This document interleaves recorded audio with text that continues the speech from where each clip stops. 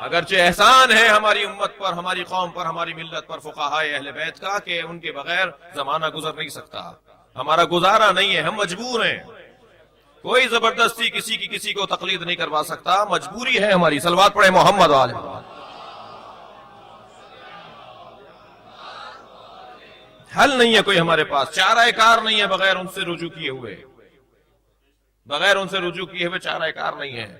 عزیزان گرامی، ہمارے نکاح باطل ہو جائے اگر ہم تقلید نہ کریں، وہ جو کر رہے ہیں آپ حضرات، بہت سارے معاملات میراثی ہمارے خراب ہو جائیں اگر ہم تقلید نہ کریں۔ تقلید کوئی حکومت نہیں ہے، کوئی زبردستی نہیں ہے، مجبوری ہے ہماری۔ کس نے کہا ہے کہ تقلید کریں، مجتہد ہو جائیں؟ کس نے کہا ہے تقلید کریں؟ دو ہی تو رستے ہیں نا، یا مجتہد ہو جائیں، مقلد ہو جائیں۔ کسی نے زبردستی تو نہیں کہا کہ آپ ہم مقلد بن جائیں، دروازہ کھلا ہوا ہے، تقلید نہیں کریں، مجتہد بن جائیں، زبردستی تو کسی نے نہیں کی۔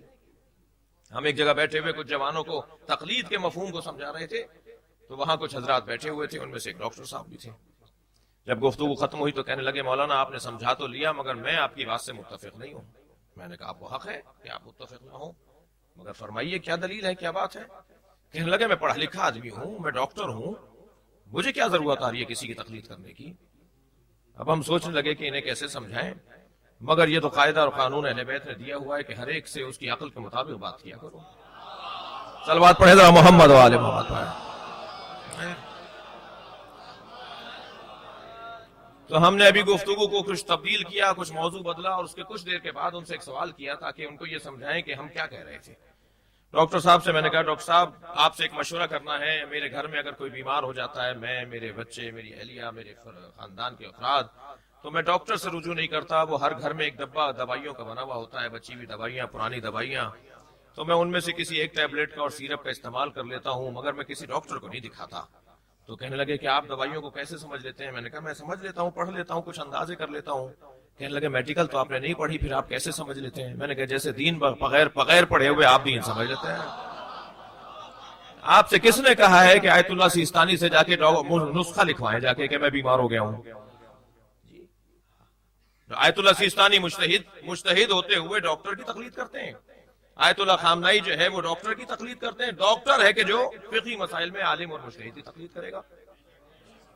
یہ تو قاعدہ ہے، قانون ہے، عقلی مسئلے ہیں، اس کے اوپر تو کوئی بحث کی ضرورت ہی نہیں ہے۔ یہ ٹیکنیکی باتیں ہیں، آپ انجینئر کے بغیر گھر نہیں بنا سکتے، مکینک کے بغیر گاڑی ٹھیک نہیں کروا سکتے، ڈاکٹر کے بغیر علاج نہیں کر سکتے، قانون دان کے بغیر اپنا کیس نہیں لڑ سکتے، تو دین کیسے سمجھیں گے بغیر دین کے عالم کے؟ صلوات پڑھے محمد و آل محمد۔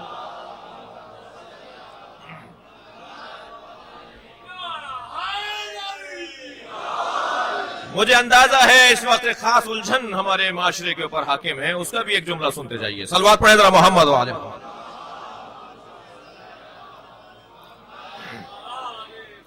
عزیزان گرامی، اگر آپ کسی ڈاکٹر سے جا کے نسخہ لکھوائیں، میرا موضوع نہیں تھا لیکن مجھے جملہ کہنے دیجیے، آپ کسی ڈاکٹر سے جا کے نسخہ لکھوائیں، ڈاکٹر ایک نسخہ لکھے گا آپ کے تشخیص مرض کے طور پر، آپ کے علاج مرض کے طور پر، فوراً چلے جائیے برابر میں بیٹھے ہوئے ڈاکٹر کے پاس، اس سے پوچھئے کہ میرے اس بیماری کا کیا حل ہے، وہ ایک اور نسخہ لکھے گا جو اس نسخے سے ہٹ کر ہوگا۔ پھر آپ برابر والے ڈاکٹر کے پاس چلے جائیے، وہ تیسرا نسخہ لکھے گا جو ان دو نسخوں سے ہٹ کر ہوگا۔ آپ کو حق نہیں ہے کہ ان تینوں ڈاکٹروں کو غلط کہیں، تینوں ڈاکٹر ہیں، تینوں حق بجانب ہیں، تینوں صحیح رائے دے رہے ہیں۔ صلوات پڑھے محمد و آل محمد ہو جائے۔ ہمیں حق نہیں ہے جب تک کہ ہم میڈیکل نہ پڑھ لیں، ہم ڈاکٹروں کے نسخوں پر اعتراض کریں یا شبہ ڈالیں یا کوئی تنقید کریں، اس لیے کہ ہم نے میڈیکل پڑھی نہیں ہے۔ ایک ہی بیماری میں 4 نسخے آ جائیں گے، توجہ کر رہے ہیں آپ حضرات، ایک ہی بیماری میں 4 نسخے آ جائیں گے، ہمیں حق نہیں ہے۔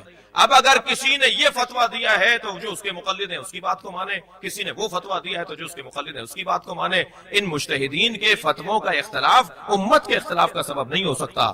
ایک جملہ دینے جا رہا ہوں، اللہ کی توحید پر بھی اگر کسی کو اختلاف ہو تو لڑنے کی اجازت نہیں ہے، اختلاف اور ہے، جھگڑا اور ہے۔ جب اللہ کی توحید کے مسئلے پہ ہمیں لڑنے کی اجازت نہیں ہے تو حسین کے ماتم میں لڑنے کی اجازت کس نے دی ہے؟ صلوات پڑھے محمد و آل محمد پر۔ ہر شخص اپنے اپنے مقلد اور اپنے اپنے مرجع کے فتوے پر عمل کرے۔ اس کے علاوہ کوئی حل نہیں ہے. جی چاند کے مسئلے پہ ہمارے ملک میں اکثر ایک ایشو ہے، مسئلہ ہے. تو چاند پہ ہمیشہ بعض اوقات تو رات 10 بجے بھی اعلان ہو جاتا ہے. ایک سال تو دوسرے دن صبح 10 بجے اعلان ہوا تھا کہ کل چاند ہو گیا تھا. اچھا اس پہ ہمیں بہت زیادہ تنقید نہیں کرنی چاہیے، ثابت ہونے میں ٹائم بھی لگتا ہے بعض اوقات، ثابت ہونے میں یہاں بھی شاید ایسا ہوا ہے. صلوات پڑھیں ذرا محمد و آل محمد. وقت لگ جاتا ہے تحقیق مکمل ہونے میں، گواہیاں پوری ہونے میں ٹائم لگ جاتا ہے، تو ٹھیک ہے دوسرے دن اعلان ہو گیا، تبدیل کر دیا گیا. تو وہاں ایک صاحب کہنے لگے یہ مولوی حضرات کو دیکھیں چاند کے مسئلے پہ لڑتے رہتے ہیں، ہر ایک کا حکم علیحدہ ہوتا ہے، ہر ایک کی بات علیحدہ ہوتی ہے. میں نے کہا آئندہ پھر کسی ڈاکٹر سے پوچھیں گے کہ چاند ہوا یا نہیں ہوا. بھائی پوچھنا پھر بھی مولوی سے ہی پڑے گا، آپ کو جو کام جس کا ہے اسی سے پوچھنا پڑے گا، چاہے میرا دل نہ مان رہا ہو. صلوات پڑھے محمد و آل محمد.